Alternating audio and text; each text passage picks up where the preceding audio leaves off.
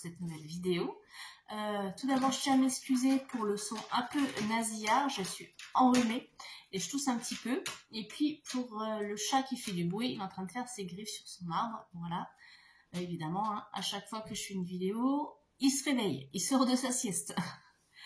Et aussi, je voudrais vous remercier pour vos commentaires, pour vos likes, pour d'être là, hein, me suivre depuis, pour certains, depuis plus d'1 an, depuis le début de la chaîne.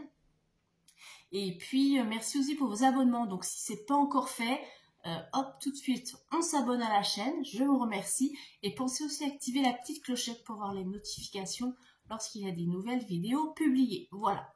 Donc, aujourd'hui, c'est une petite vidéo informative et on va parler de la méthode boule de neige. Donc, je me suis aperçue, en fait, je pensais que tout le monde connaissait dans le milieu du budget, hein, même les personnes qui font leur budget, leur système des enveloppes comme moi, et en fait, pas du tout. Donc, je me suis dit que ce serait peut-être une bonne idée de vous partager une petite vidéo à ce sujet, même si je sais qu'il y en a aussi pas mal faites par mes copines budgéteuses. Mais pour mes abonnés, ça peut être un petit plus, ça peut être une info intéressante pour vous. Donc, la méthode boule de neige, qu'est-ce que c'est? Alors, moi je dirais que c'est un peu le bon sens, hein, mais en fait c'est Dave Ramsey, un Américain spécialisé dans les finances et les remboursements de dettes, qui a mis cette méthode au point et qui l'a démocratisée. Vous savez qu'aux États-Unis, hein, ils vivent énormément à crédit. Hein, ils ont multitude de cartes bancaires, des crédits conso, crédits revolving, etc. Ils croulent sous les dettes. Et pour aider certaines personnes justement qui croulent sous les dettes et qui ne s'en sortent plus, il a mis en place cette méthode pour les aider à sortir du surendettement. Et ça marche du tonnerre et c'est en train de s'étendre en Europe depuis un petit moment déjà. Donc qu'est-ce que c'est? En fait c'est simple, c'est pour se libérer de ses dettes et puis rembourser ses crédits au fur et à mesure, comme un petit peu une boule de neige, en augmentant au fur et à mesure les mensualités sans pour autant toucher au montant total des sommes à rembourser. C'est peut-être un peu flou comme ça, mais je vais vous montrer ça tout de suite sur le papier. Vous allez voir, ça va être beaucoup plus clair et j'en suis sûre que pour certains d'entre vous et certaines d'entre vous, ça va vous aider et peut-être vous motiver à rembourser vos crédits et à vous y mettre. Allez, c'est parti, je vous montre ça tout de suite. Donc, avec cette méthode, on va pouvoir se libérer de ses dettes, de ses crédits. Donc, tout ce qui est crédit auprès de la banque, auprès des organismes financiers. Donc, ça peut être Sofinco, CTLM, etc. Et toutes les dettes que vous avez fait auprès de vos amis ou de vos familles, si c'est le cas. Dans cette méthode, on ne tient pas compte du taux d'emprunt. Ça, on s'occupe uniquement des montants à rembourser, des mensualités. Voilà. Donc, je vais vous expliquer comment on fait pas à pas. Alors déjà, en tout premier lieu, la base, la logique, on fait son budget. Donc, si vous suivez déjà la méthode des enveloppes, normalement, votre budget est fait. Vous savez exactement où vous en êtes tous les mois et où part votre argent. Si ce n'est pas encore le cas, donc vous faites votre budget. Donc, c'est simple, vous prenez vos revenus, vous déduisez toutes vos charges fixes, donc le loyer, le gaz, etc. Toutes vos dépenses variables, l'alimentation, le carburant, le coiffeur, etc. Et ça va vous donner un reste à vivre. Moi, j'appelle ça un reste à vivre. Une fois qu'on a payé tout ce qu'on avait pour subvenir à ses besoins, il nous reste ce reste à vivre. Dans ce reste à vivre, vous allez déterminer le montant à dégager tous les mois pour augmenter vos mensualités de crédit. Par exemple, sur un reste à vivre, si vous reste 200 €, admettons, donc 200 € pour vos loisirs ou pour mettre en épargne, etc. Vous pouvez vous dire, ça c'est vous qui voyez vraiment en fonction de votre budget, hein, de vos habitudes, mais là je vous donne juste un exemple. Vous allez vous dire, ben voilà, sur ces 200 €, ben je décide que pour pouvoir boucler tous mes crédits, je vais mettre 50 € par mois pour cette méthode. Hop, je mets là pour la méthode. Ensuite, une fois que ça c'est fait, vous allez lister vos dettes. Et vous allez les classer de la moins importante à la plus importante. Qu'est-ce que ça veut dire? Ben, vous avez toutes les dettes, hein, tous vos crédits, vous avez emprunté de l'argent et vous allez les classer par les montants les moins élevés aux plus élevés. Alors je ne parle pas de la mensualité, je parle du montant à rembourser. Donc, je vais vous montrer un petit exemple. Dans mon exemple, on va dire que j'ai un crédit conso pour un lave-linge, ça c'est le truc classique. Quand on n'a pas d'épargne de précaution, ça c'est un des postes qui parle le plus souvent dans les crédits. On a besoin d'un lave-linge, donc on l'achète à crédit. Donc, j'ai acheté ce lave-linge, admettons 600 € et j'ai un crédit de 50 €. Voilà. Ça, c'est mon premier crédit. Ensuite, j'ai un autre crédit. Donc là, c'est le piège. Le fameux crédit revolving, hein, qu'on est toujours en train, moi je l'appelle comme ça, hein, qu'on est toujours en train de piocher dedans. Là, admettons, parce que j'ai pris dedans pour des vacances, pour combler un découvert bancaire, on pioche dedans. Et là, actuellement, on va dire, on a 3000 € à rembourser sur ce crédit et avec 40 € par mois de mensualité. Parce qu'en général, ces crédits ont des très gros taux d'intérêt. Les mensualités sont petites, justement, pour ne pas trop nous bloquer sur les mensualités. Mais du coup, ça dure très longtemps et vous payez beaucoup plus. Quand vous remboursez chaque mois, vous payez beaucoup plus de taux d'intérêt que de l'argent réellement emprunté. Je perds mes mots un petit peu aujourd'hui, je suis désolée. Ensuite, on va dire que vous avez un crédit auto, parce qu'il a fallu vous acheter une voiture, évidemment, comme tout le monde. Et vous avez fait un prêt à 15 000 €. Et là, vous avez 200 € par mois à rembourser. Donc voilà, on voit bien.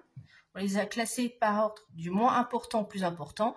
Donc déjà, ce qu'on va faire, on va s'attaquer au plus petit crédit. Et ici, c'est notre crédit lave-linge à 600 € par mois.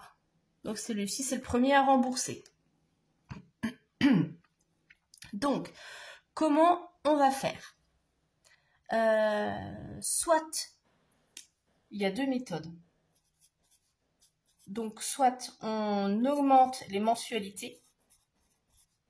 Là, vous contactez votre organisme de crédit et vous lui dites que vous voulez augmenter. Comme vous aviez décidé qu'il y aurait 50 € par mois de remboursement, vous lui dites, voilà, je vais augmenter ma mensualité de 100 €.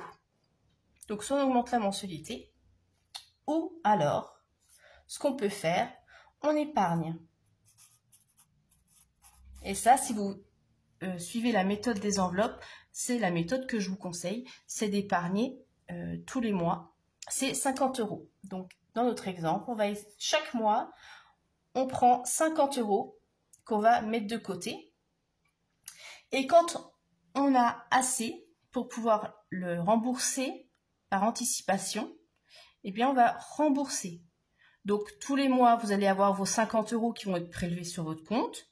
Mais vous, tous les mois, en plus, vous allez mettre 50 € de côté.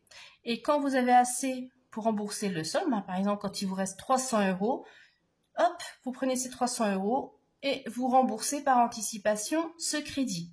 Donc là, ce crédit, au bout de, je sais pas, admettons au bout de 6 mois, il disparaît. Alors que normalement, vous aurait fallu, là, on va dire 1 an pour le rembourser.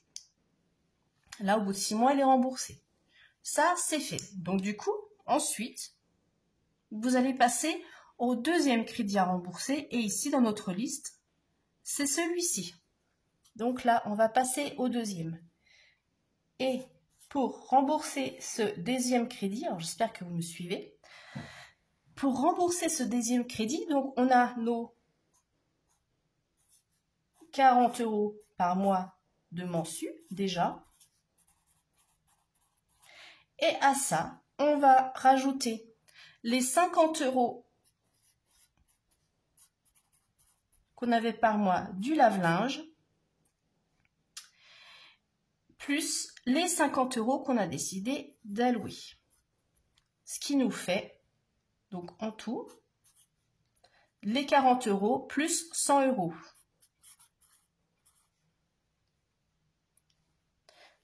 Donc, on va rembourser chaque mois en tout 140 €. Donc, idem ici, hein, pour votre crédit revolving, soit vous demandez à augmenter, une fois que le premier est remboursé, attention, hein, vous ne faites pas tout en même temps, on y va par étapes, on y va crédit par crédit.